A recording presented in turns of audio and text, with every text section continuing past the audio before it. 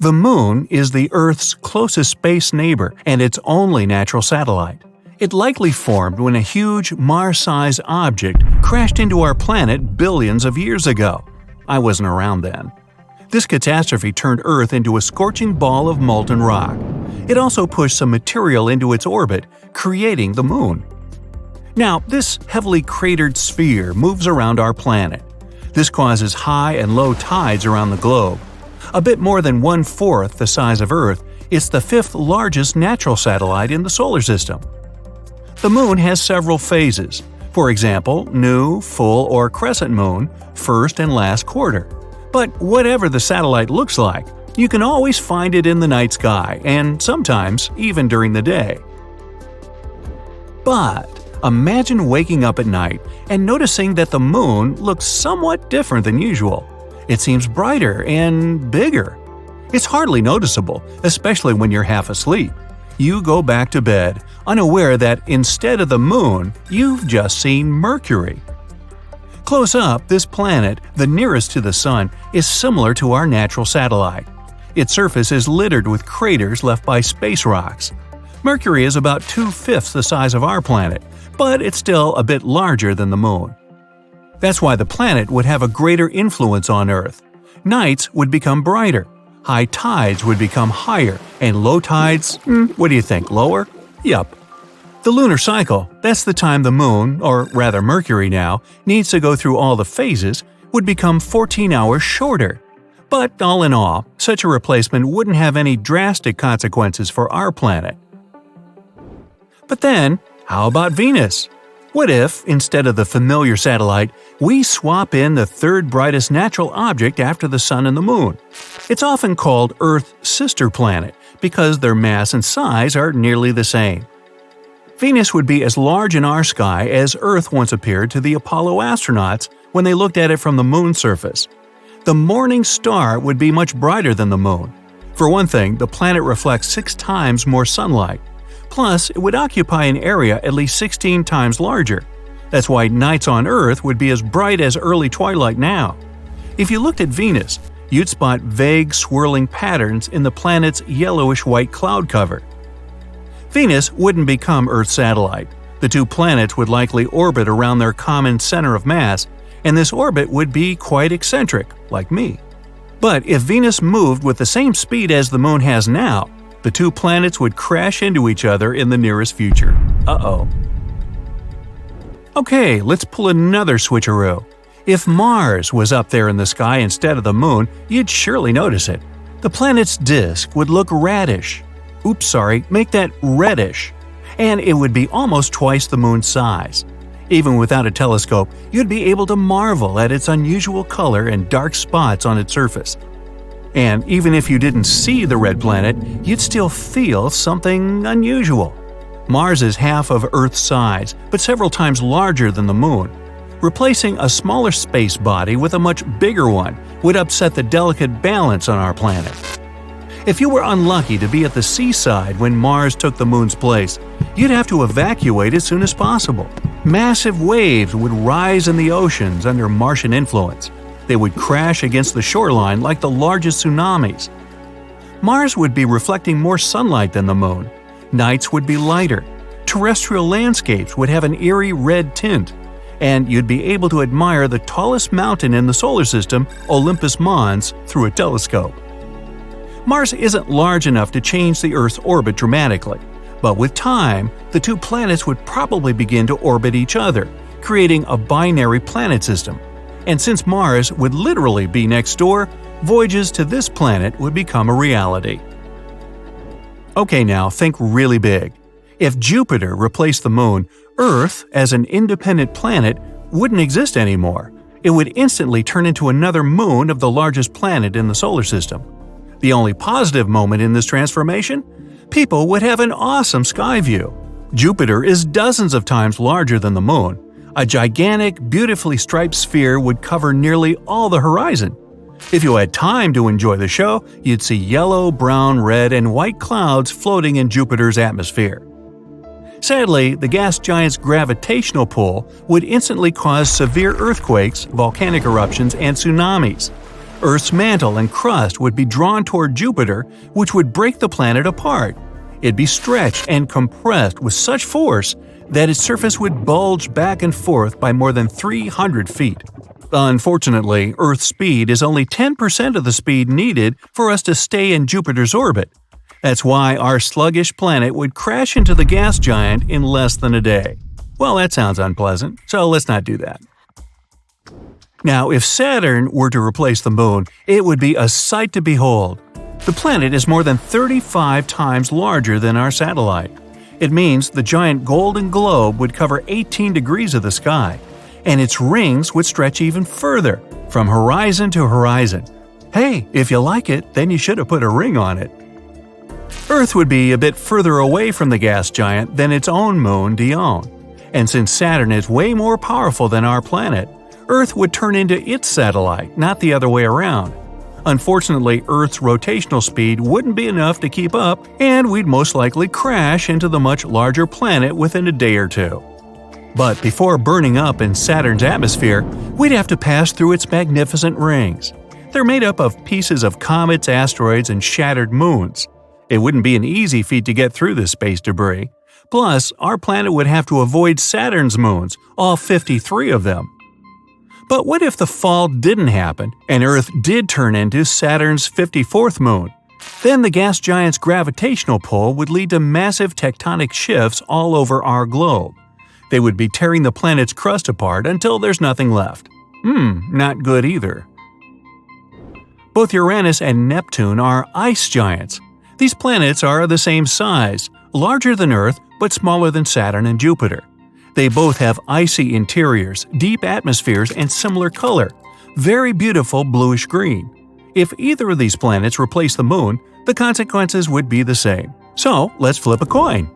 Okay, it would be Neptune you'd see in the sky one day. Neptune is 14 times larger than the Moon. The planet would look like a bright blue hot air balloon in the sky, not only at night but during the day too. It would appear to be 15 times larger than the Sun. If everything else remained the same, a solar eclipse would seem to continue for ages. Once the Sun vanished behind Neptune's edge, our planet would be plunged into complete darkness for no less than an hour and a half. Neptune is 17 times the mass of Earth, and its gravitational pull is much stronger. That's why our planet would end up as a satellite. Yep, again. It would orbit Neptune slightly further than its own largest moon, Triton. By the way, there would be a great risk of Earth colliding with this space body. But let's assume we were lucky enough not to cross paths with Neptune satellites. Even so, there would be more than enough problems on our hands.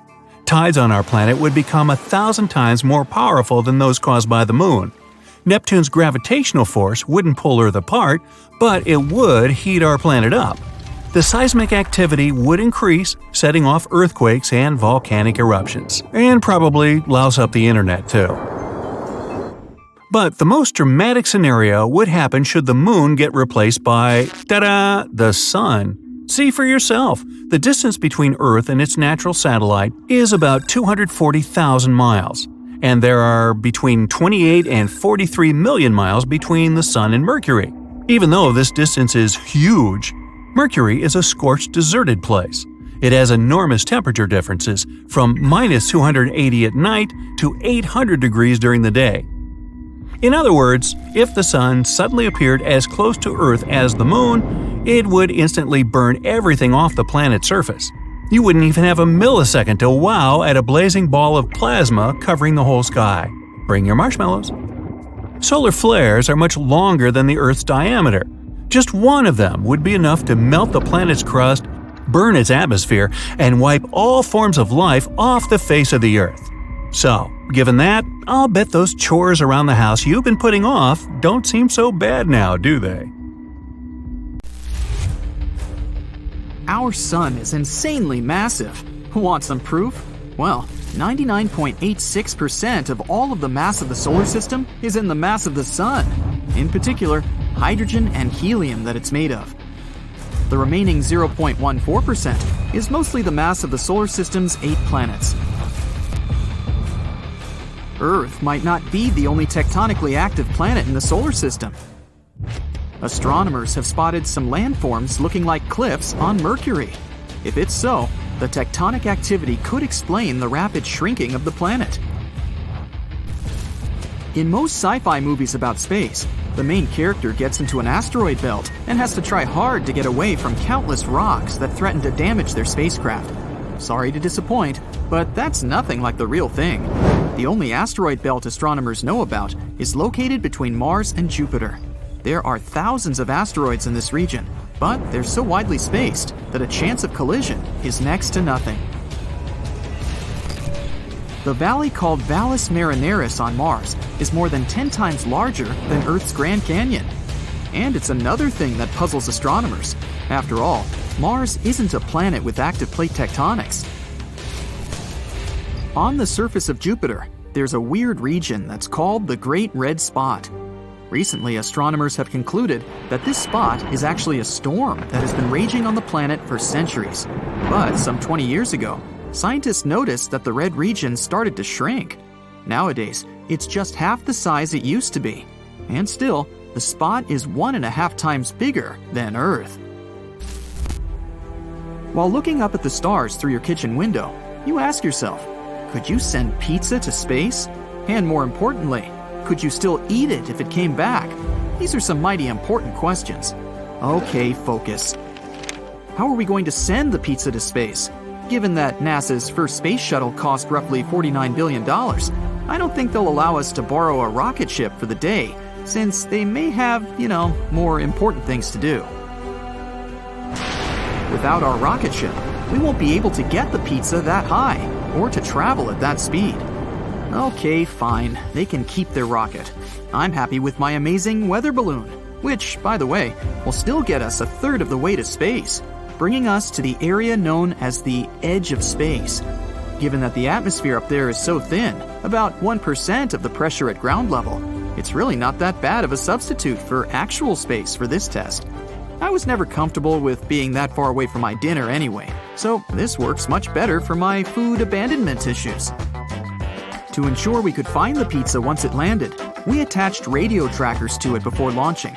These send a signal with a GPS position to the ground, which is then put on a map for us to chase, giving us a good idea of where the pizza will be found. Oh man, I love technology! And just like that, the moment has arrived. We found our pizza intact, and after some moments of passionate hugging and loving strokes, I'm ready to take a bite. So, was the wait worth it? How does it taste? And can you eat it? Yes, you can. But the taste? Not that great actually. And despite mentioning it earlier, I forgot to bring my microwave. The crust's been frozen from the frightening temperatures experienced on its journey. And I actually mean frozen. The bread itself has an icy middle. But before we can even discover this, we'll notice that when we go to rip a piece of the pizza off, it doesn't tear as normal. Instead, it snaps off, as if we've just broken a piece off a twig. We can even hear a clicking noise. My warm, soft bread is no more. You'd be better off keeping this for dessert, in the event you run out of frozen ice cream. On second thought, let's just throw it in the trash. Nonetheless, it's pretty cool that we were able to send this garlic bread to the edge of space and still end up eating it, right? We all know the Earth has one moon. But there are 2 more asteroids, 3753 Cruithne and 2002 AA29, locked into co-orbital orbits with our planet. The first one doesn't really circle around the Earth, but has some sort of a synchronized orbit with the planet, which is why it's looking like it's following the Earth in a stable orbit, while in reality, it has its own specific path around the Sun. The other one follows a horseshoe orbit around our planet. Its specific path brings this asteroid closer to us every 95 years. Why doesn't the atmosphere of our home planet vanish and disappear into the vacuum of space? Even though we can't see them, the gas and vapor molecules that our atmosphere consists of all have mass. As such, all of these molecules feel the gravitational pull of the Earth, just like we do. They could escape, true, if they had enough energy. For instance, if our planet was closer to the Sun, the atmosphere would be hotter and its molecules could get away easier. But the Earth, fortunately, is just at the right distance from the Sun, and has exactly enough mass to keep its atmosphere in the same place. A recent study claims that the moon has a tail, and every month it wraps around our planet like a scarf. A slender tail made up of millions of atoms of sodium follows Earth's natural satellite, and our planet regularly travels directly through it. Meteor strikes blast these sodium atoms out of the moon's surface and further into space. For several days each month, the moon remains between the sun and our planet. That's when Earth's gravity picks up that sodium tail. Our planet drags it into a long stripe that wraps around its atmosphere. This lunar tail is totally harmless. It's also invisible to the human eye, 50 times dimmer than what you can perceive. But during those rare days, high-powered telescopes can spot its faint yellowish glow in the sky. The tail looks like a gleaming spot that's 5 times the full moon's diameter. You won't believe it, but the moon seems to be shrinking. Earth's natural satellite is now 150 feet smaller than it used to be hundreds of millions of years ago. The reason for this phenomenon might be the cooling of the moon's insides. It could also explain the quakes shaking the surface of our planet's natural satellite. Turns out there are plenty of planets in the universe and even in the Milky Way galaxy that have liquid or frozen water on them. The closest one is within our solar system. It's Europa, one of Jupiter's moons. Scientists are almost sure that underneath its frozen surface, there's an actual ocean of water. But it's too soon to be hyped about possible life on such planets. Liquid water is only one of many things that have to come together for life to appear on a planet. In 2019, NASA's InSight lander, whose goal was to study the interior of Mars, registered the first Mars quake ever. These quakes were coming fast, about 2 per day. Most of them were tiny. You wouldn't even feel them if they happened on our planet. So far, more than 300 Mars quakes have been detected. Those are the first quakes on any space body other than Earth and the Moon. Another mysterious phenomenon discovered by the mission was bizarre magnetic pulses. They occurred every midnight around the lander. It's still unclear what those pulses were. Maybe after midnight, they're gonna let it all hang out. Or something. Our moon could be hiding way more pockets of water than scientists used to think. Its surface has something called cold traps. Those are areas that are in permanent shadow. If you could stand near one of the moon's poles, especially the South Pole, you'd see such shadows all over the place. There are tiny cold traps, and there are hundreds and thousands of bigger ones. These regions are in eternal darkness, and might have even gone without the slightest ray of sunlight for billions of years. And now, scientists think they're hiding much more than we thought, including small patches of ice, no bigger than a penny, but still, something astronauts could use to drink or for their rocket fuel. The majority of the water could be stored in glass or somewhere between grains on the surface of the moon. One theory says a huge part of the lunar surface could have the capacity to store water, but no one can prove it until someone goes there in person or sends rovers that would dig under the surface. The moon is not entirely white and devoid of color. Apollo astronauts that landed there in 1969 said the moon was a bit brownish. Later studies showed some dark lunar areas display hints of brown and blue.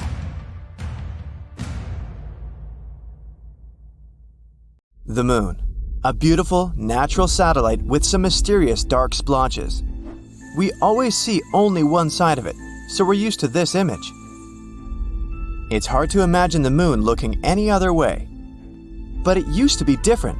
Oh ho ho, it used to be so different. Picture this, a huge incandescent satellite in the sky that is causing constant tsunamis. I suggest we go very far into the past to see what the Moon was like many, many years ago. The Moon formed around 4.5 billion years ago.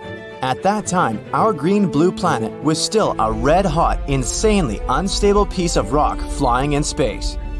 We didn't have the Moon yet, and a day on our planet only lasted 6 hours, which meant only 3 hours of daylight. Volcanoes erupted all over the place, releasing poisonous gas into the air, and a bunch of meteorites regularly crashed into the planet. At the same time, 4.5 billion years ago, the so-called Big Splash occurred, or as scientists call it, the Giant Impact Hypothesis. It claims that once an object the size of Mars crashed into Earth. Mars is about 2 times as small as our planet, so the blow wasn't too bad, but it was quite catastrophic. This powerful impact tore off part of the outer layers of that Mars-sized object and Earth. The very core of this space body merged with Earth's own dense core, and a huge number of fragments of Earth flew into outer space. So, this was the beginning of our moon, or, saying in a scientific way, the process of differentiation has begun. This is the process all planetary bodies go through at the beginning of their lives.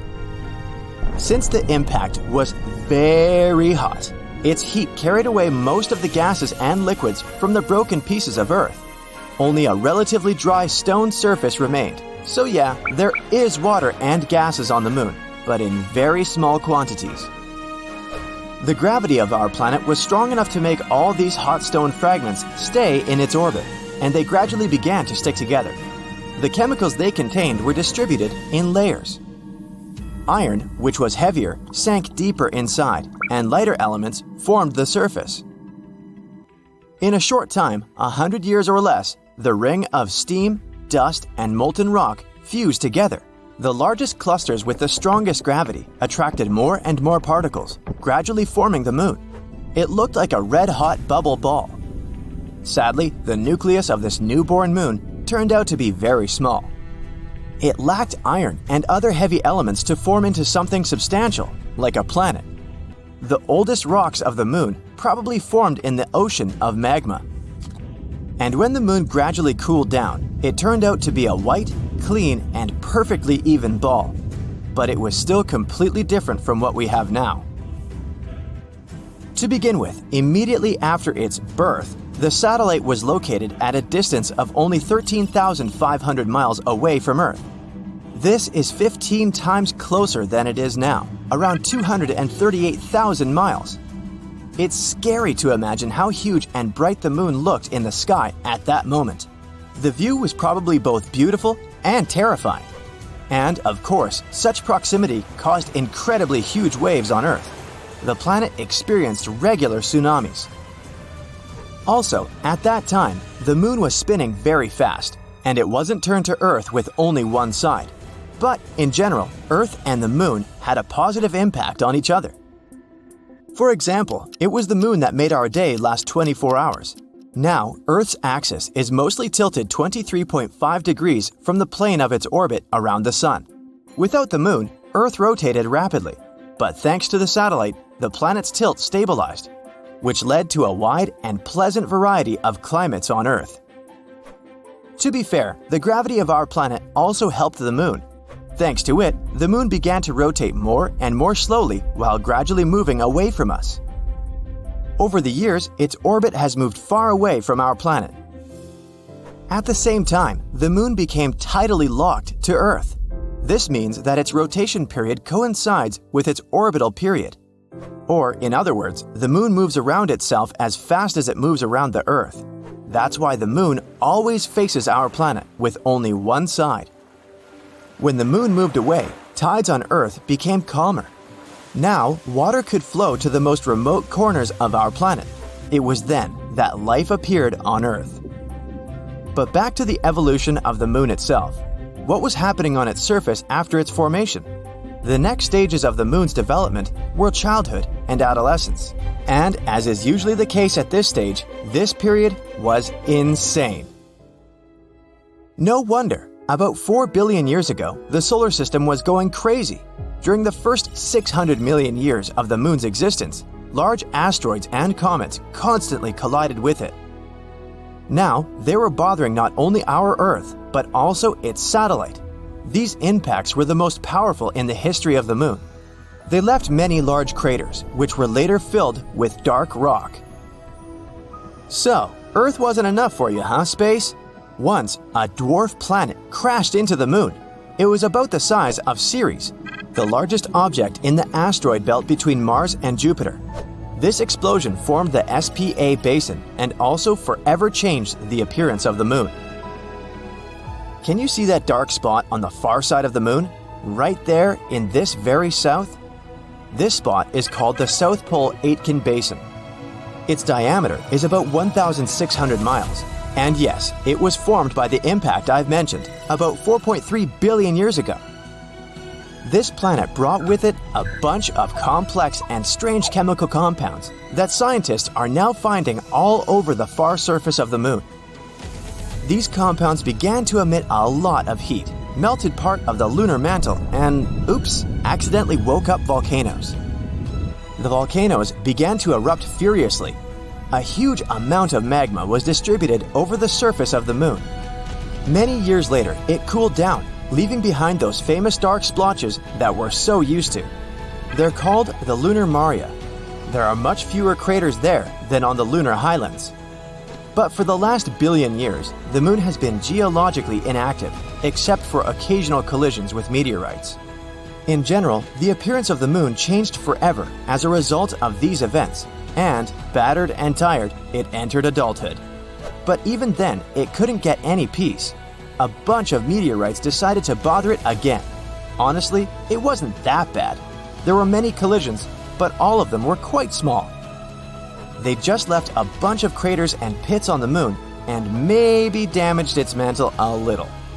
Some of the collisions deepened already existing large craters. The moon's crust was getting thinner and thinner over the years because of all the chaos going on. And now we call this upper part of the lunar crust covered with craters the lunar highlands. All those white and bright areas of the moon, the highlands. But in the end, the universe finally calmed down, for now at least, and the moon began to look the way it does today. There are still many things we don't know about Earth's natural satellite. There are moments in its history that scientists still can't accurately explain, but they're continuing to study our beautiful satellite. The data about the moon is useful to people not only for its own sake. It gives us a more complete picture of both the history of our solar system and space as a whole.